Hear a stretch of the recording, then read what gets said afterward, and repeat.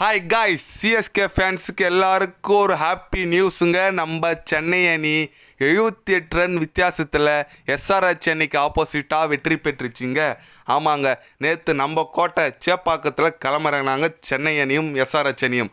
டாஸில் பார்த்தீங்கன்னா வழக்கம் போல் நம்ம கைக்வாடுக்கும் டாஸுக்கும் ராசியே இல்லைங்க.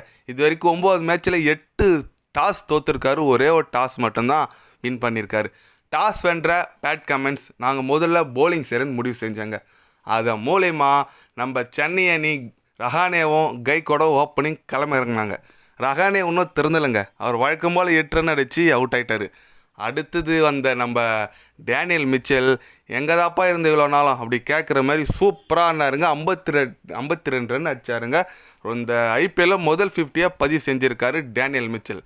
அதுக்கு அடுத்தது வழக்கம் போல் நடக்குதுதாங்க. நம்ம ருத்ராஜ் கைக்கோட சிவன் துபே சூப்பர் பார்ட்னர்ஷிப் ஆடுறாங்க.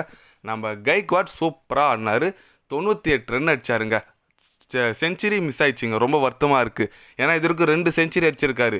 இந்த செஞ்சுரி அடிச்சிருந்தா சிஎஸ்கே கோசரம் 3வது செஞ்சுரி பதிவு செஞ்சுருப்பார். பட்டு அடிக்கல, ரொம்ப வருத்தமாக இருக்குது.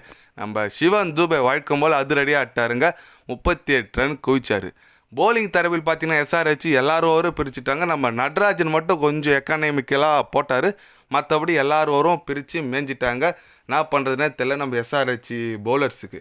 இதை தொடர்ந்து நம்ம சென்னை அணி பார்த்தீங்கன்னா 212 ரன் குவிச்சாங்க 20 ஓவர் முடிவில். நீங்கள் நினைக்கலாம் 212 தானே இந்த சீசன்லாம் அசால்ட்டாக அடிச்சுட்டு வந்துட்டுருக்காங்க, இதெல்லாம் ஒரு ஸ்கோரா ப்ரோ அப்படின்னு நீங்கள் கேட்கலாம். ஆனால் ஆடுறது யாருங்க? Chennai super Kings. அங்கே இருக்கிறது யார்?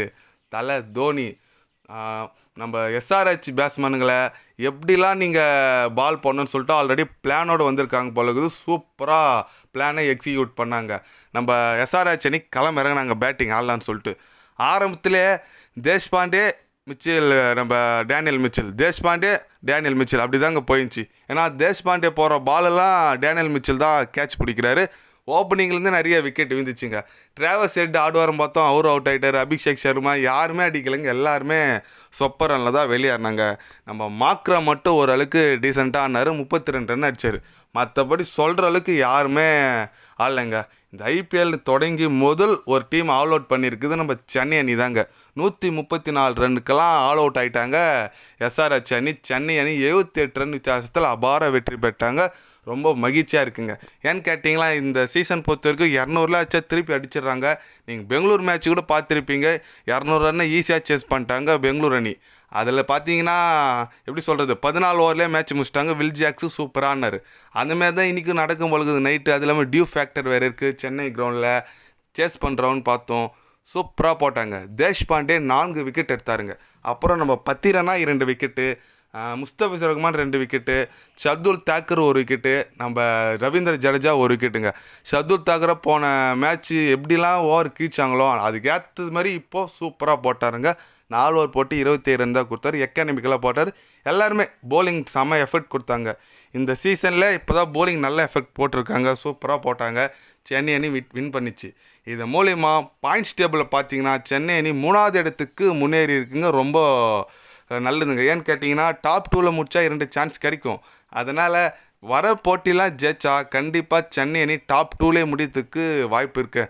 ராஜஸ்தான் ராயல்ஸ் பார்த்தீங்கன்னா அவங்க ஆல்ரெடி டாப் 1 அவங்க ஃபிக்ஸிங் சொல்லிடலாம். ஏன்னா 9ல் 8 ஜெயிச்சிட்டாங்க. கண்டிப்பாக அவங்க டாப்பில் முடிச்சுருவாங்க. 2வது இடத்துக்கு நம்ம போட்டி போடணுங்க. அப்போ தான் ராஜஸ்தான் நம்மளும் மோதி ஒரு எலிமெண்ட்ரி ஒரு குவாலிஃபயர் கிடைக்கும், ஃபைனல் போகிறதுக்கு ஈஸியாக இருக்கும்.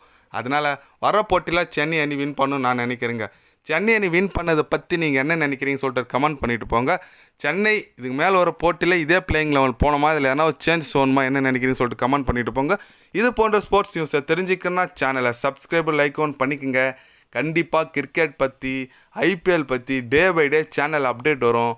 மறக்காமல் சப்ஸ்கிரைப் மட்டும் கொஞ்சம் பண்ணி வச்சுக்கோங்க. நன்றி, வணக்கம்.